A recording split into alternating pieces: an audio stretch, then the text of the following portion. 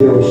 Mas diz a Bíblia que quando Jesus, o varão aqui até trouxe uma sábia introdução sobre o silêncio de Deus durante 400 anos na nação de Israel, e agora Deus resolve falar. E quando Deus resolve falar, eu estou contigo, não. Quando Deus resolve falar depois de 400 anos, Deus não disse, vou te dar uma casa, vou te fazer próspero. Não. Quando Deus resolve falar, a Bíblia diz que Jesus abriu a sua boca e ele bradou dizendo, o tempo está cumprido, o reino de Deus está próximo, arrependei-vos e crede no Evangelho. Observe, irmão, que durante 400 anos Deus, ele em silêncio, quando Deus agora resolve falar, ele abriu a boca de Jesus convida o povo a arrependimento.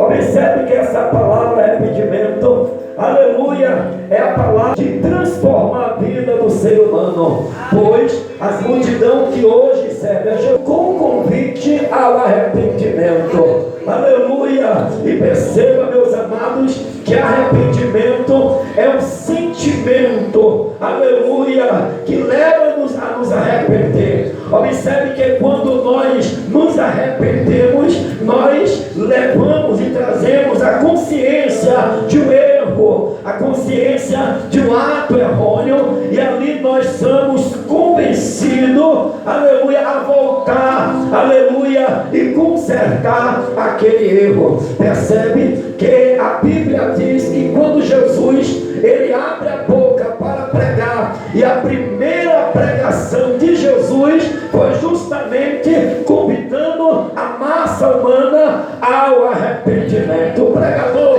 mas por que Jesus, depois de 400 anos, ele convida o povo ao arrependimento? Você lembra do profeta Isaías, capítulo 59, quando Isaías abriu a sua boca, usado por Deus, ele disse, aleluia, eis que a mão do Senhor não está encolhida para que não possa nos salvar, nem os teus ouvidos agravados para que não possa nos ouvir, mas as nossas transgressões causam separação entre nós e o nosso Deus. Então o homem, o povo de Deus, ele sempre teve o coração inclinado a se distanciar de Deus. Mas perceba que quando Isaías está dizendo que a mão de Deus não está encolhida, nem os ouvidos tapados, ele apresenta a consequência que nos distancia de Deus, que é justamente os nossos pecados. Aleluia! E observe, meus irmãos, que quando nós falamos de pecado, nós sabemos que o pecado traz consigo terríveis consequências, mas é a separação de Deus. Aleluia! Lembra quando Deus fez o homem do pó da terra, soprou nas suas narinas o fôlego de vida, o homem passou a ser alma vivente. Aleluia! Deus tinha uma intimidade, na verdade Adão tinha uma intimidade genuína com Deus, uma intimidade, aleluia, que todo dia, depois vem em casa em Gênesis capítulo, aleluia, quando Deus todo dia descia na virada do dia e conversava com Adão. Aleluia, imagine, meus irmãos, o Criador deixando a glória, vindo à terra conversar com o homem que ele tinha plantado no jardim do Éden. Essa intimidade, essa comunhão entre Adão e Deus despertou inveja no adversário. Então o adversário, ele criou um plano, traçou um plano para tirar, quebrar a intimidade de Adão com Deus. E nós sabemos a história que ele covardemente usou a serpente em voz humana e começou com Eva, na sua ingenuidade, pensando que era um amigo conversando com ela, mas era o inimigo, porque o adversário sempre usou de astuta.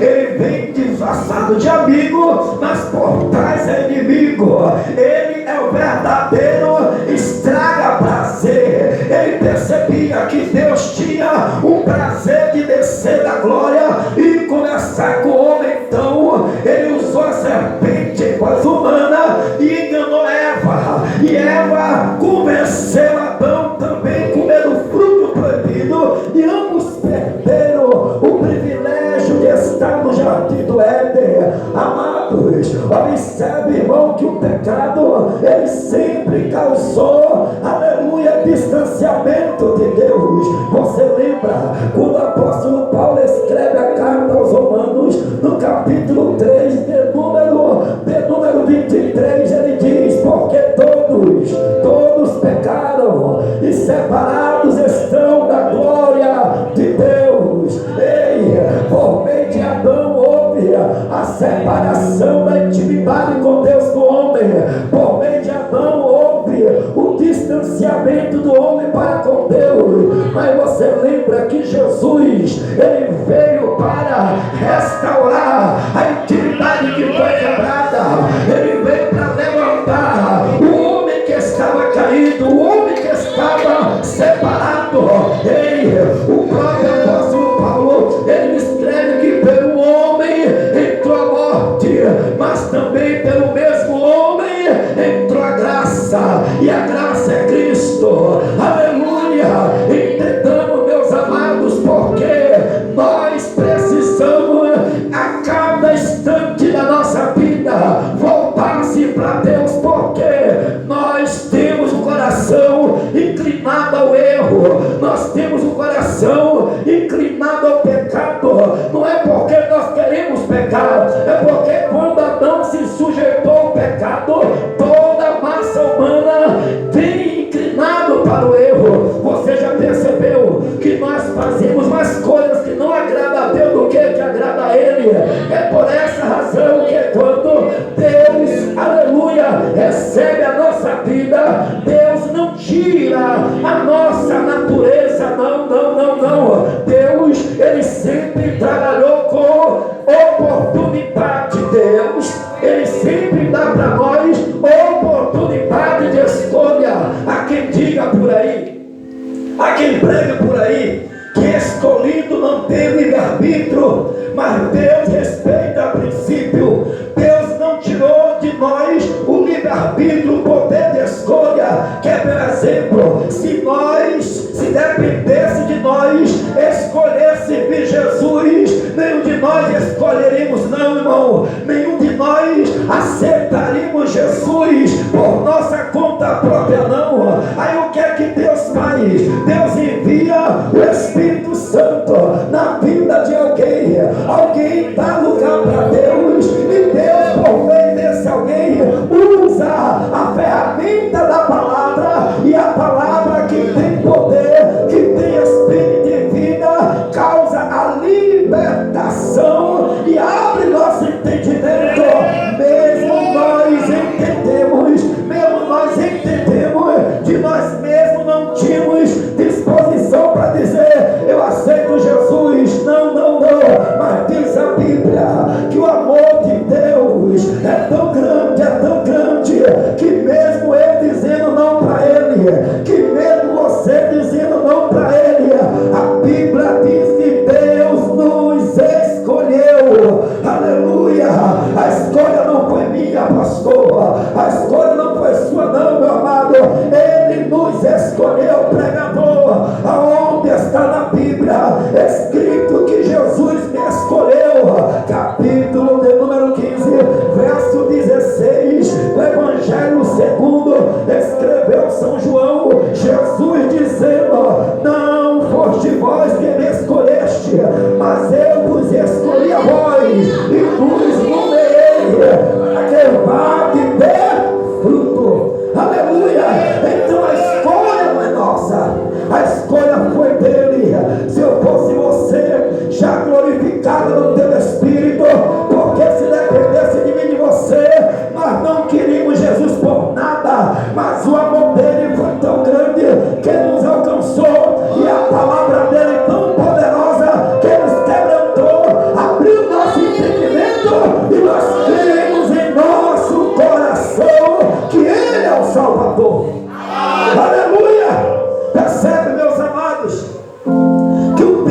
passando, e os homens, aleluia, praticando seus atos errôneos, os homens fazendo de tudo para ofender o próximo, e na sua intenção de ofender o próximo, ofender o próprio Deus. Você lembra dos irmãos de José? Você lembra a maldade que os irmãos de José praticou com o mesmo José? A Bíblia diz que o tempo foi passando, mais tarde eles caíram, aleluia, no reconhecimento do erro e disse: nós erramos contra nossos irmãos. Mas percebe, eles só reconheceram porque veio sobre ele a consequência, e quando a consequência veio, eles reconheceram que estava vivendo aquele momento porque tinha feito algo errado com seu irmão. Então, quando veio a consequência, eles reconheceram e tiveram conhecimento do erro que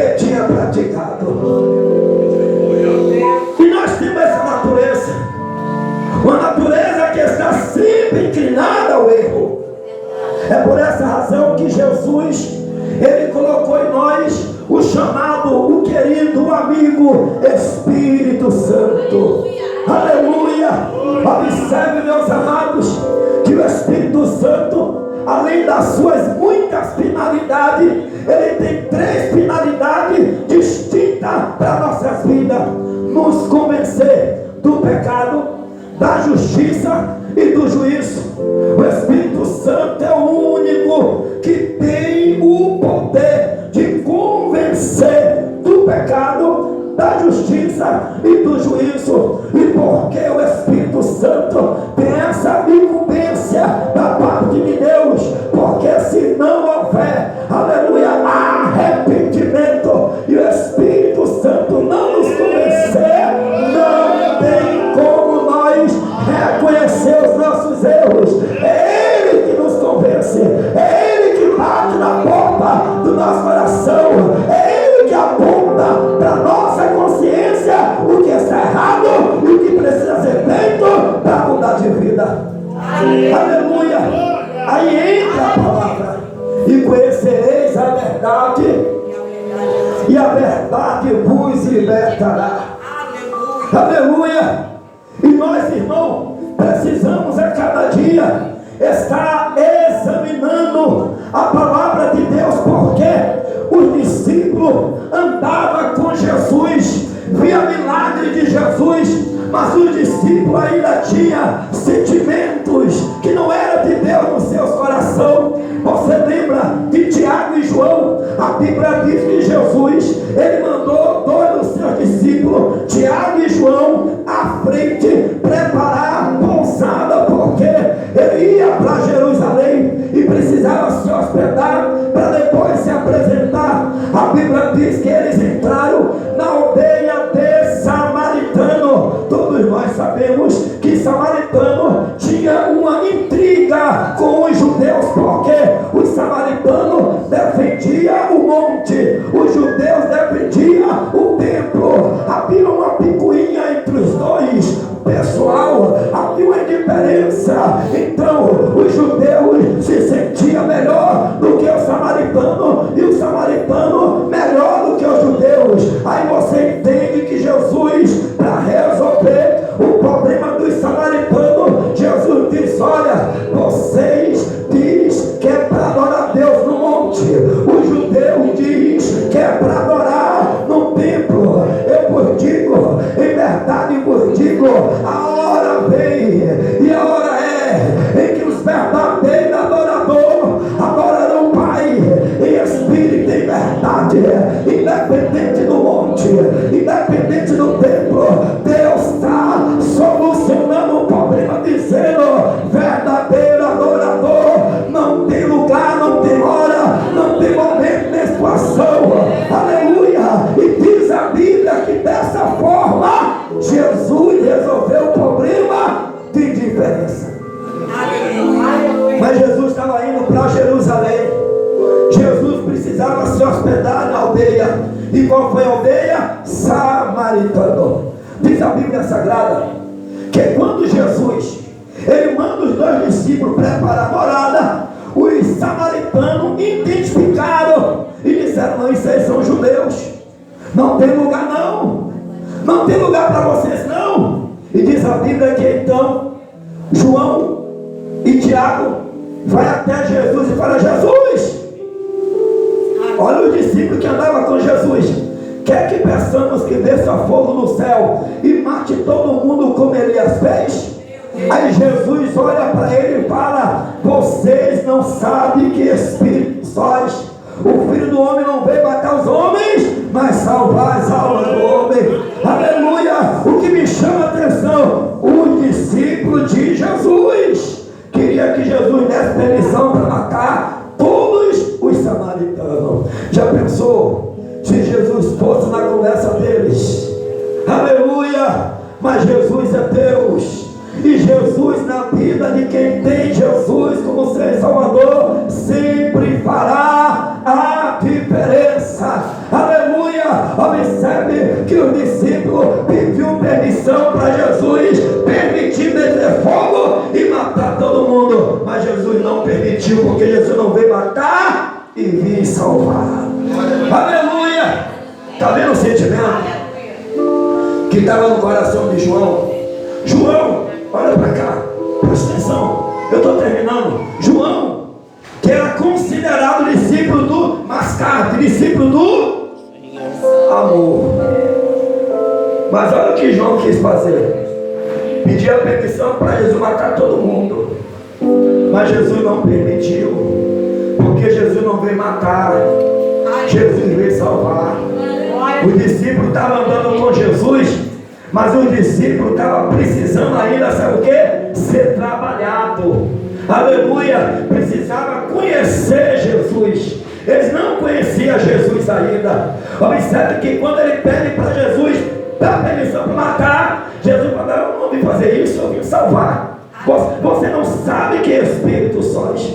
Aí você vê que mais tarde a Bíblia Sagrada, ela revela, ela aponta que Pedro, por ser um cristão, aleluia, judeu, Pedro também tinha as suas indiferenças. Por que motivo? O judeu sempre tratou o gentil como nada. O judeu sempre tratou aquelas pessoas que não eram judia como pessoas que não mereciam da graça.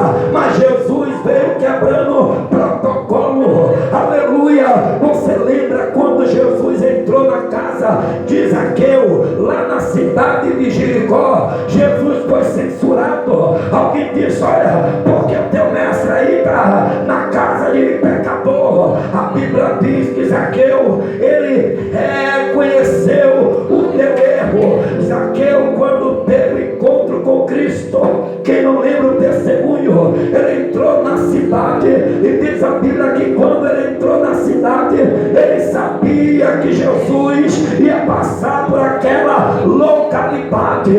Então subiu em uma árvore e entre as folhagens ficou observando. Ele queria ver quem era Jesus. A Bíblia diz que Jesus para debaixo da árvore, olha para cima e dá uma ordem: Zaqueu, desce depressa, porque hoje me convém prosar em tua casa.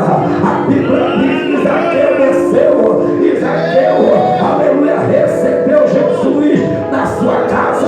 Aí os fariseus começaram a dizer: porque o mestre, ele está na casa de publicano, na casa de pecador. A Bíblia diz que Zaqueu disse: olha, Senhor, eu dou 4 vezes daquilo que eu paguei para alguém. Aí Jesus diz assim: veio salvação a esta casa. Ei, porque Jesus disse isso? Zaqueu mostrou o verdadeiro arrependimento. Ei, Zaqueu reconheceu que errou, mas Zaqueu estava o quê? Disposto a consertar o erro. Glória a Deus. E isso é característica de um verdadeiro arrependimento. Porque entre o arrependimento está trabalhando há muito tempo no meio do povo de Deus o remorso. Perdoa, mas não fala mais. Perdoa, mas não quer conta mais. Perdoa e diz assim: assim, eu prefiro ver o diabo do que ver essa pessoa. Não é perdão. O perdão proporcionado por Cristo é tipo uma cirurgia interna em nós. Não se esquece, mas lembra sem ressentimento. E isso está carente no meio do povo de Deus. Perdão verdadeiro, arrependimento verdadeiro. Aleluia! Porque Zaqueu estava disposto a devolver 4 vezes mais o que ele tinha tomado de alguém. Aí que Jesus disse: hoje veio salvação a esta casa, porque esse é o filho de Abraão. Aleluia, aplauda Jesus, aplauda Jesus. Aleluia, eita glória, eita glória, o verdadeiro arrependimento. Aleluia. Lá em Salvador eu conheço muitas pessoas que dizem que entregou a vida para Jesus. Aleluia, aprontou todas, montou casas, montou mansões com produto de roubo, agora aceitou Jesus como Salvador, mas não quer devolver nada. Meu Deus, não quer devolver nada. A casa que Deus me deu, mas matou quanto para ter? Matou quanto para ter? Uma coisa eu sei: quando há o verdadeiro arrependimento, está disposto a ficar sem nada, mas começar do zero, mas com Cristo, mas com Cristo, mas com Cristo. Aleluia! E está lá, dando um testemunho nas igrejas, e a igreja que não tem temor de Deus fica patrocinando esses aventureiros da fé. Zaqueu estava disposto a devolver